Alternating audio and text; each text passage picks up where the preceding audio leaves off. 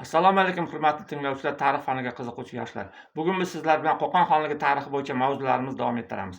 19-asrning birinchi yarmida Qo'qon xonligining ijtimoiy-siyosiy ahvoli haqida fikr yuritamiz. Shuni aytish kerakki, taxtni 1810-yilgacha Olimxon boshqardi. U o'z davomida xonlik davrida bir qancha islohotlarni amalga oshirdi. Harbiy islohotdan tashqari, markaziy hokimiyatni mustahkamlash bo'yicha ham ishlarni amalga oshirdi.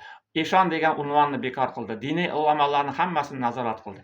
Kambag'allarni, daydi beruvchilarni bir joyga to'plab, ularga yer, chorva mollari berdi va o'tira hayotga o'rgatdi. Uning qilgan ishlari bir guruh zodagonlarga yoqmadi va ular Olimxonga nisbatan fitna uyushtirishga harakat qildi. 1810-yilda Toshkentda isyon ko'tarildi. Olimxon isyonni bostirish uchun qo'shin bilan Toshkentga ketganda, ular mish-mish tarqatdi. Go'yoki Olimxon Toshkentda o'ldi deb va taxtga ukasi Umarxonni o'tkazdi. Bundan xabar topgan Olimxon g'azablanib, Qo'qonga qaytdi va yo'lda kelayotganda fitnachilar tomonidan o'ldirildi. 1822-yilgacha Qo'qon taxtini Umarxon boshqardi. Umarxon Olimxonning ukasi bo'lib, u o'sha paytda Farg'ona vodiysining hokimi edi va asta-sekinlik bilan vaqt o'tishi bilan ular ham akasining ishlarini davom ettirdi. Markazlashgan hokimiyatni mustahkamlashga intildi. Buxoro bilan munosabatlarni yaxshilashga harakat qildi.